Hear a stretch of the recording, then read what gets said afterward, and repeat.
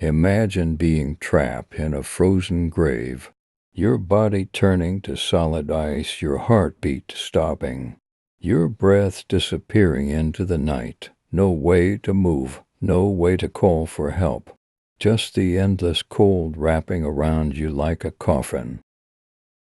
This isn't a horror movie.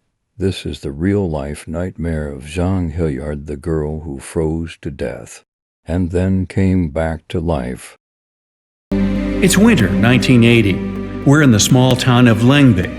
19-year-old Jean Hilliard is driving home after meeting with a friend. She takes a shortcut and turns into an icy, slippery road. In the dark, she loses control of the rear-wheel drive car. The vehicle crashes into a ditch. Emergency lights, snowfall, night, and a hard frost. Jean gets out of the vehicle. She's wearing only a light winter coat, mittens, and cowboy boots. The air temperature is much lower than in a freezer. Jean is sure that her friend lives nearby, so she goes that way. She climbs a high hill and realizes she's taken the wrong route.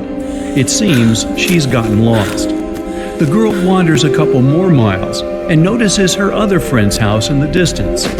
Freezing, she walks there. Then everything turns black. Jean loses consciousness.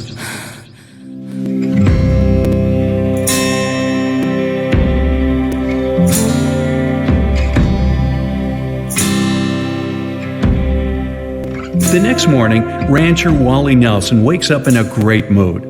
It's the holiday season. There's a winter fairy tale outside the window. He leaves his house and notices the body of Jean Hilliard lying just a few feet from his porch.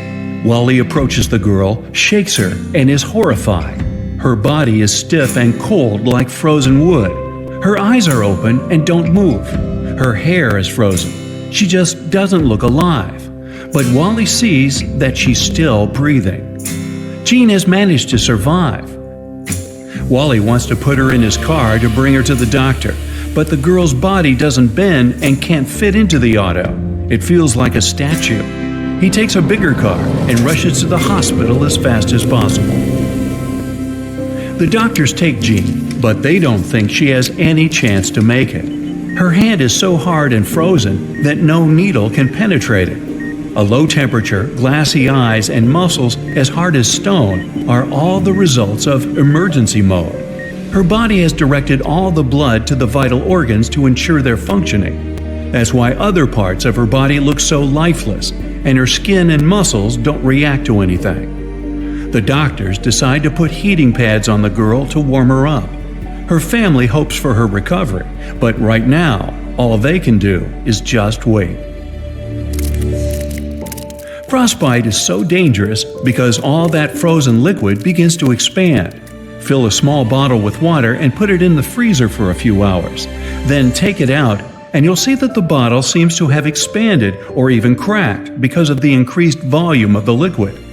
The same thing happens inside our bodies. We consist of almost 70% water. When it freezes, its particles turn into ice crystals and tear cell membranes. Ice fragments can stretch and destroy tissue. This is called frostbite. Also, our body can slow down all internal processes in extreme cold conditions to save strength and energy. The heart makes fewer beats, and the lungs stop consuming lots of oxygen. Metabolism slows down. It happened with Jean, and perhaps it is what saved her life that day.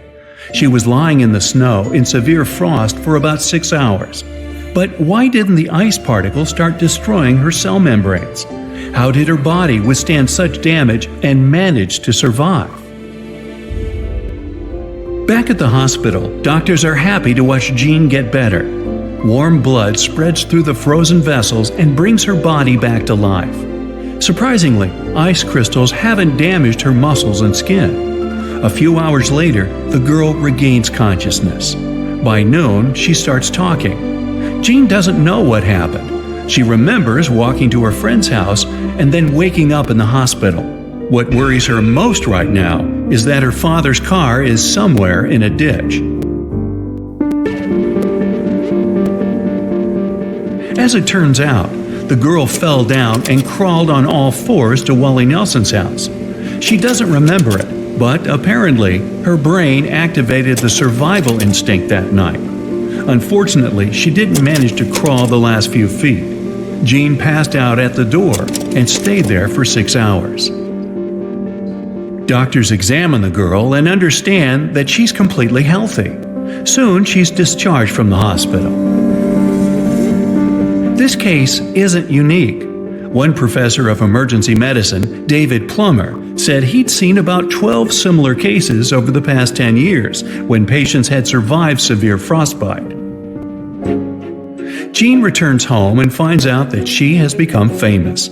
People write about her in newspapers, want to interview her, and film documentary shows. Her case has attracted the attention of many doctors around the world, but no one has been able to find out exactly how she managed to survive. What do you think? Let us know in the comments. And if you want more unbelievable survival stories, don't forget to like, subscribe, and hit that notification bell.